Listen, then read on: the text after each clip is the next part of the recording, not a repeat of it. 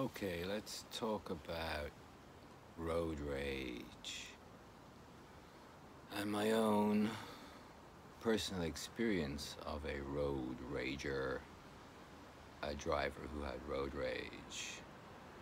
Um, and I think that this road rage had always been running, revving at a low level with this driver.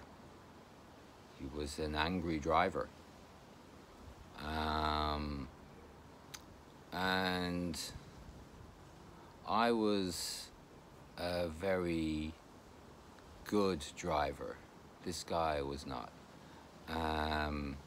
And he didn't like the fact that I was quite renowned amongst my friends for being a excellent, speedy, safe driver. And smooth was what I always got, because I was never a guy who revved up that engine to max as I got on. I was never that kind of guy. It was always smooth. People would sometimes ask me if I ever even changed gears.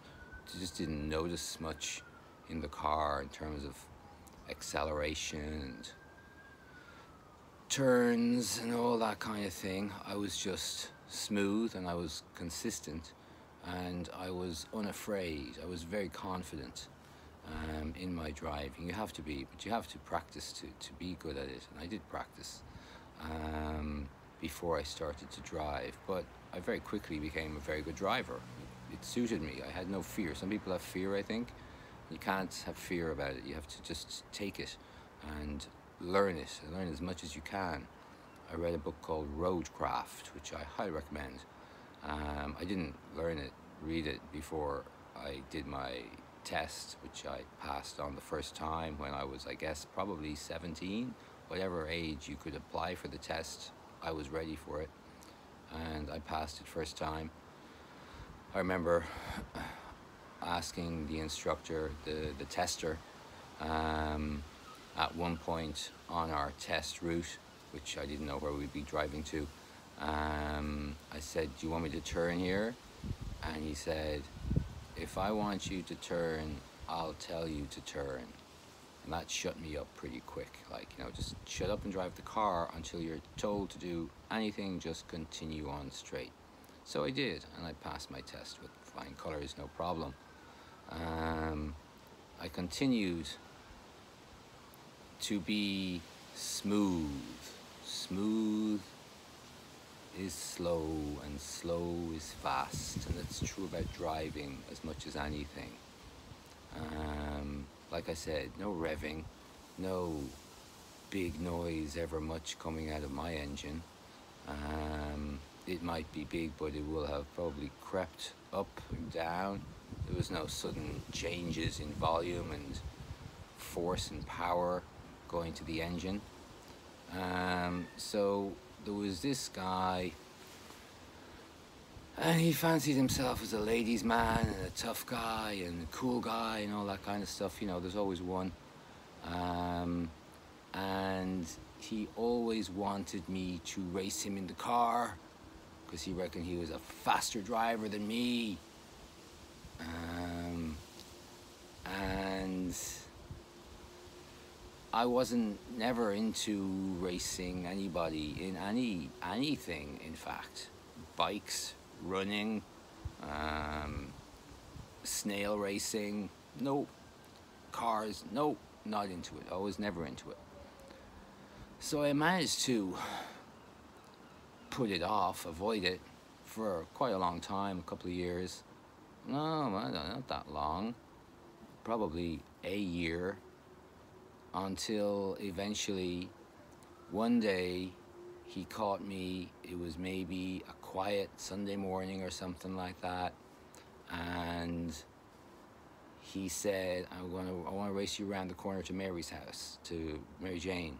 Jane lived around the corner, just around the other side of the block, basically. A kilometer away, say, maybe, less than a mile.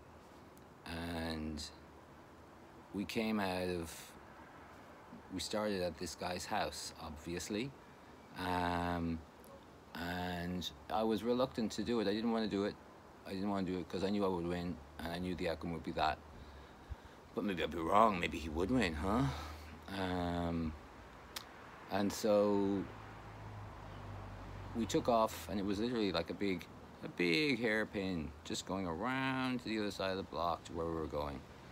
And we took off, and I got through the sharp bit of the curve on the hairpin much quicker, evidently, than he did, and with no problems, because while he raced in his racing mode and took the turn wide, I wasn't going so fast, and I took it tight, and so I got ahead on the other side of the hairpin, and just very close, like 5 seconds of fast drive time up the road was Jane's house, her driveway. So I got there first. Jane's driveway was narrow, 1 car narrow, not 1 car and a pedestrian walking beside it, no, just 1 car narrow. And it was long. It was 20 meters long, I'd say, at least more, 30, maybe 40. It was quite long driveway up to the house at the top, with very little space to turn the car or anything. There was just enough space to stop the car, and you could maneuver it then to turn it around and be able to drive back down the driveway again. So I arrived, I got up the driveway first. There's nowhere to go. You're at the top of a driveway. There's a house in front of you, right? So I got to the top of the driveway and I stopped my car. And next thing, boom, Timmy smacks into the back of my car. What? Why? What did he? Why did he do that? Aha. What I said at the beginning, I think. Road rage. This teenager was angry that he wasn't the best driver. And god damn it, he knew the best driver got in front of him, and he was just gonna goddamn take his road, rah, rah, rah, don't care what happens, gonna smack in the back of the car. And that's what he did. My bumper had to be replaced. It was smashed. So a lot of people out there think they've got something to prove by driving fast. But driving fast will happen if you just drive smooth and confident. You will get there. There was a guy beside me in a Tesla today at a set of lights, and he took off, whoa, with big acceleration down the freeway, and I took off at my normal slow and steady accelerating pace. You wouldn't spill a glass of water, I swear, I'll make a video of this, but a glass of water wouldn't spill if you put it on the dashboard in my car when I drive. I am so smooth with everything. I don't like to stop at red lights. I see the red light ahead, I anticipate it, and I anticipate when it will change, and I'm already slowing down way back, so that really by the time I get there, the light is changing, and I can slowly just continue on moving. I never stop moving. That's my most preferred style of driving, is just to continue moving. It's possible. It's possible. It's not always possible, but it's possible in some road settings and situations. Never fast acceleration. Like, why would I do that? Why would I do that? It's, ultimately, the road is not a playground, and it's not about who can get from this end to the other end quickest. The road is an unsafe and dangerous place that great care and respect needs to be given to. It's not somewhere you want to go out on just to put your foot down as fast as you can on your accelerator. That is just dumb, and you shouldn't be driving a car. Go to work on a farm maybe where you can play with a tractor. If you like spinny things that make wheels go around, maybe that's your vibe. But the car, you have to be so careful when you're driving. Yeah, that's it on road rage. I don't know, is the guy happy now? I don't know. I'm going to guess probably not. Not as happy as me, for sure. I have never been somebody to vent road rage. It's just, why would I? I'm the guy that stops to let pedestrians cross the road. Like, I'm that guy, so it's not my style of driving at all. And I must say, I'm a very happy driver because of it. So be happy driving, be safe driving, pay great attention. One time in heavy traffic, rush hour, morning, this learner, new driver, was coming out from a side road where I was stopped with the row of traffic. We were all stopped on the main road, about to join another, even bigger main road, and this girl came out of a little side road onto it, and there was 2 lanes where I was driving.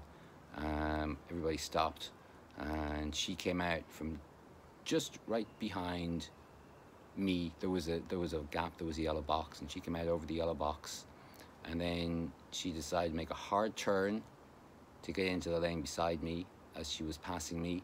She shouldn't have done that. And then it was,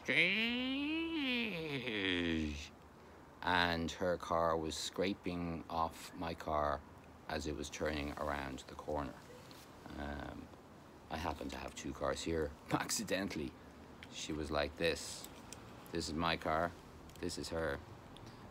And she's driving up here, and she turned around this way, and like that, around the back as she went around. So, I rolled down the window, she rolled down her window, and she was like, "I'm so sorry." And I immediately computed many things in my brain in the split second of being at a major junction with potentially chaos behind me, depending on the outcome of the situation. So I said to her, "Be careful out there, take more care, especially when you're turning corners," or something like that. And she was like, "Yes, yes, yes." She was expecting me to say, "Pull over and give me your insurance details." I did not do that to the girl because she's a learner, she's a new driver. And the last thing this girl needs is a claim on her insurance so early in her driving career. It's the last thing she needs. I'm the guy that lets people cross the road. I'm the guy that tries not to affect people's insurance policies when they're just beginning their driving career. So I reckon that it wasn't so much damage done, and off she drove. I hope she's taking more care today when she's driving. I don't think she will ever be someone who will challenge somebody to race her in her car. I hope and think that she will be more considerate. So that's it. Be careful out there behind the wheel, okay? It's a weapon, it's dangerous, it's not a toy. Okay.